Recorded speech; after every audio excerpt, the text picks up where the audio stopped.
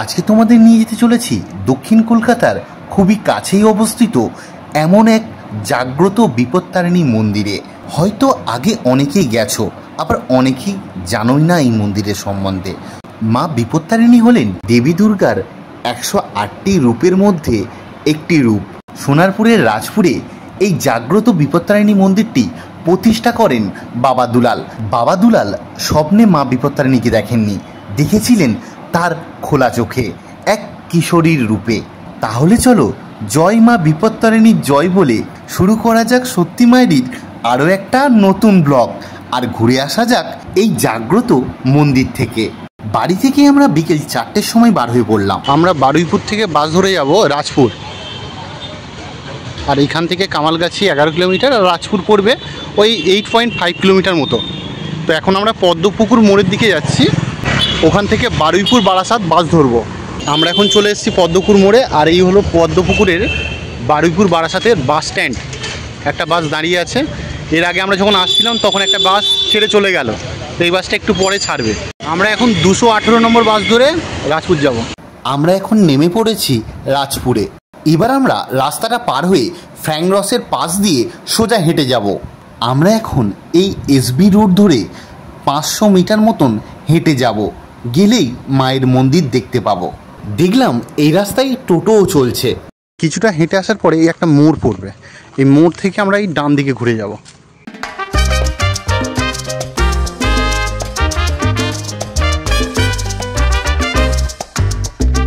আমরা চলে এসেছি বিপত্তারিণী চণ্ডীবাড়ি মন্দিরে, এসবি দাস রোড, রাজপুর। চলো এখান থেকে আমরা ভিতরে প্রবেশ করব। সামনে রয়েছে বিশাল বড় পার্কিং প্লেস।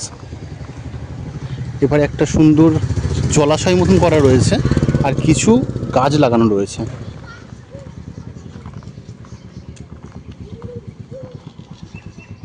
পার্কিং পুরোপুরি ফ্রি। প্রথমে ঢুকে এখানে জুতো জমা রাখলাম।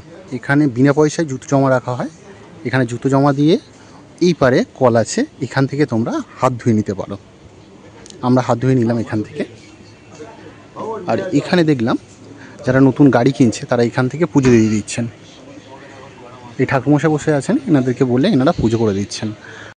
এখানে একটা পুজোর দোকান আছে, এপারেও একটা পুজোর দোকান আছে। আর এপারে পার্কিং প্যাসেজটা কিন্তু বিশাল বড়। চলো এবার আমরা ভিতরে প্রবেশ করি। লেখা আছে মায়ের বাড়িতে ফুল মালা নিয়ে প্রবেশ নিষেধ। এখানে মন্দিরের কিছু নিয়মাবলী আছে, তোমরা পজ করে দেখে নিতে পারো। আমরা এবার মন্দিরের ভিতরে প্রবেশ করছি, আর এখানেও দেখলাম পুজো দেওয়ার জন্য বেশ কয়েকটা দোকান রয়েছে। এইখান থেকে আমরা পুজোর ডালি নিয়ে নিলাম, আর এখানে দেখলাম ভিতরে দুটো দোকান রয়েছে। আর তোমাদের ইচ্ছা মতো তোমরা পুজোর ডালি কিনতে পারো, কারণ এখানে দেখলাম 31 টাকা বা 51 টাকার কোনো ব্যাপার নেই। তোমরা যেমন ডালি নেবে তেমনই পেয়ে যাবে এখান থেকে। আমরা এখান থেকে সন্দেশ নিয়ে নিলাম। যারা শাড়ি দেবে তারা কিন্তু এখান থেকে শাড়ি কিনে নিতে পারো, অথবা বাইরে থেকেও আনতে পারো। এখান থেকে মন্দিরের প্রবেশ পথ। মায়ের মন্দিরে কোনো রকম ফুলের মালা নিয়ে প্রবেশ করা যায় না। আর মন্দির খোলা থাকে সকাল 6টা থেকে 11টা পর্যন্ত, আবার দুপুর 2:30 থেকে বিকেল 5:30টা পর্যন্ত। মায়ের মন্দিরের গর্ভগৃহ রয়েছে একতলাতে, আর এই সিঁড়ি বেয়ে ওপরে উঠতে হবে।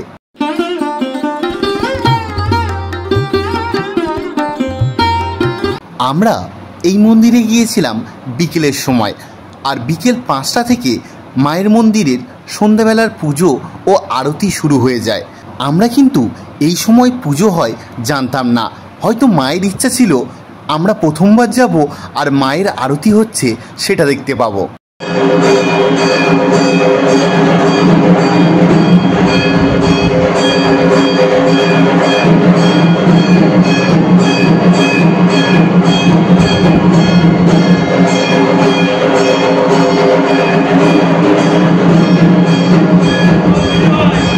মায়ের আরতির সময় মন্দিরের সেবায়েতরা ভিডিও করতে বারণ করে, সেই জন্য আমি পুরো ভিডিওটা দেখাতে পারলাম না। এই মন্দিরের নিয়মটা কিন্তু অন্য মন্দিরের থেকে পুরোপুরি আলাদা। এখানে দেখলাম যখনই আরতি হয়ে গেল তারপরে মেয়েদের একটি লাইন এবং ছেলেদের একটি লাইন করে দেওয়া হলো। তারপর প্রত্যেকেই মায়ের পায়ে হাত দিয়ে প্রণাম করে মায়ের আশীর্বাদ গ্রহণ করছে।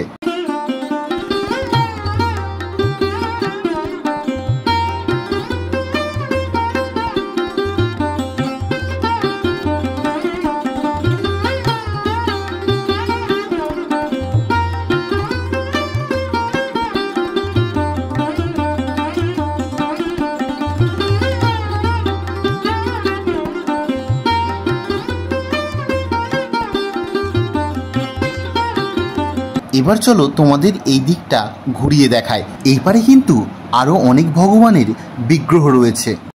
এখানে ঠাকুরমশাই পুজো নিচ্ছেন, আর এপারে আরও অনেক কটা মূর্তি আছে। মূর্তিগুলো তোমাদের দেখিয়ে দিই। প্রথমে আমরা দেখছি মা দুর্গার মূর্তি, যেখানে অসুর বধ করছেন। আর এদিকে রয়েছে 3টে অসুর, আর অন্যদিকে রয়েছে ভগবান ব্রহ্মা, বিষ্ণু আর মহেশ্বরের একটি ছবি রয়েছে। এবার আমরা পাশের মূর্তিটি দেখতে যাব।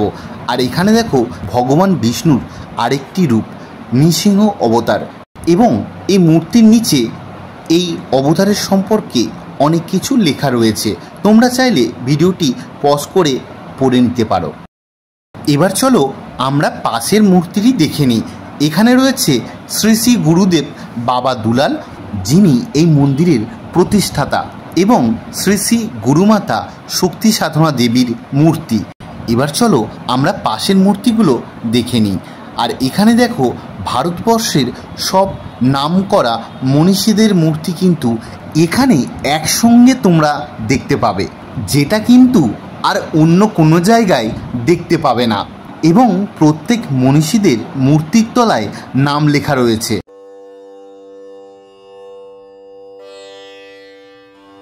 মনীষীদের মূর্তির ঠিক পাশেই রয়েছে সিদ্ধিদাতা গণেশের মূর্তি এবং হনুমানজির একটি মূর্তি।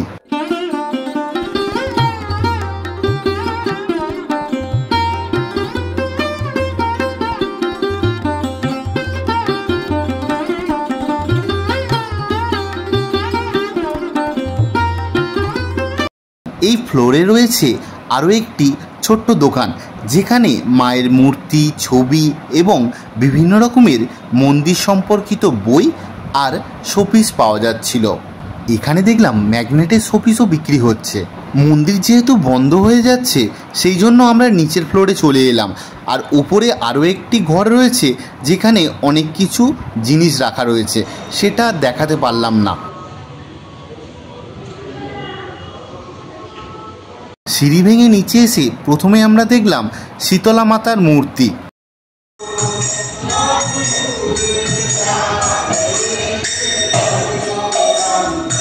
শীতলা মায়ের পাশেই রয়েছে মাতা মনসা দেবীর মূর্তি।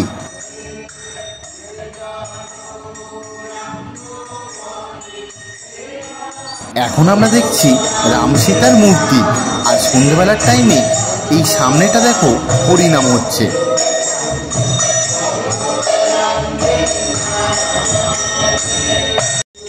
রাম এবং সীতা দেবীর মূর্তি দেখা হয়ে গেলে তারপরেই আমরা এখন দেখতে পাচ্ছি এখানে রয়েছেন লক্ষ্মী আর নারায়ণের একটি মূর্তি।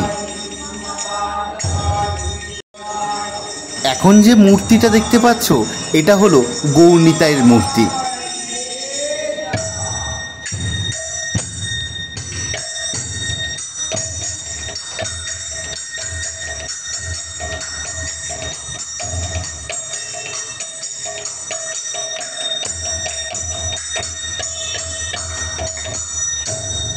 এবার আমরা যাব শ্রী শ্রী বাবা দুলাল ও গুরুমাতা শক্তি সাধনা দেবীর ব্যবহার করা ঘরে।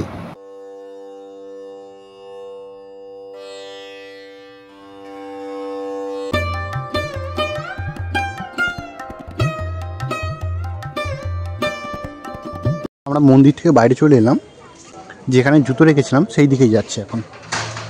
এটা মন্দিরের পিছন সাইডটা।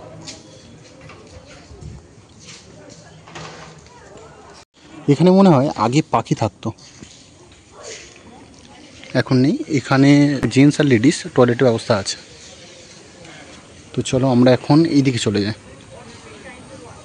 এই জুতো রাখার জায়গা, আর এই পাশটা যেতে হবে। এই পাশে আছে ধূপবাতি জ্বালানোর জায়গা। তো আমরা এখন ওই দিকে যাচ্ছি ধূপবাতি জ্বালাতে। এখানে বেশ দেখলাম একটা পুকুর আছে, আর এই পারে আমরা এখন যাচ্ছি। আর এই সামনের জায়গাটা দেখতে পাচ্ছ, এটা হলো রত্নবেদী।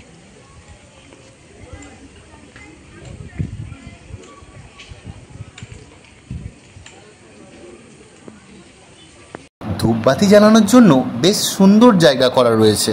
এখানে এই রত্নবেদীর কাহিনীটা তুলে ধরা হয়েছে। তোমরা চাইলে ভিডিওটাকে পজ করে কাহিনীটা একবার পড়ে নিতে পারো।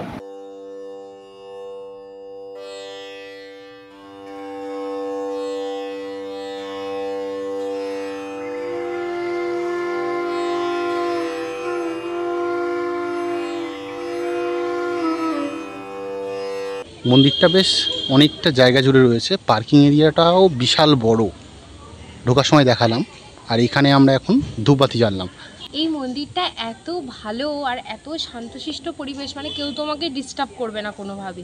এত সুন্দর আর এত সুষ্ঠুভাবে পুজো দেওয়া যায়, ভাবনার বাইরে। একবার এলে তাকে বারবার আসতেই হবে।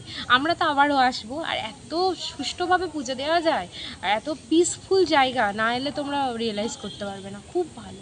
আর এই প্রথম আমরা দেখলাম যে বিগ্রহ বা মাকে ধরে প্রণাম করা যায়। হ্যাঁ, তারাপীঠেও করা যায়, তারাপীঠেও করেছি, বাট ওখানে তো তোমরা জানোই, যারা গেছো তারা জানো যে কীরকম মানে হুটপাট করে বা সবসময় টাকার খেলা একটা তারাপীঠে, যেটা বলা যায়।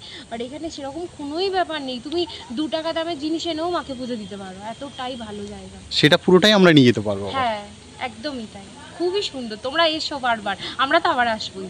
এই মন্দিরে আসতে হলে তোমরা সোনারপুরের 1 নম্বর প্ল্যাটফর্ম থেকে বার হয়ে অটো ধরে চলে আসতে পারো, অথবা গড়িয়া থেকে অটো বাস পাওয়া যায়, সেইগুলোও ধরে এই মন্দিরে আসতে পারো। আজকের মতো ভিডিওটা এই পর্যন্ত রইল। এই মন্দিরে আগে কারা কারা এসেছো কমেন্ট করে আমাদেরকে জানিও।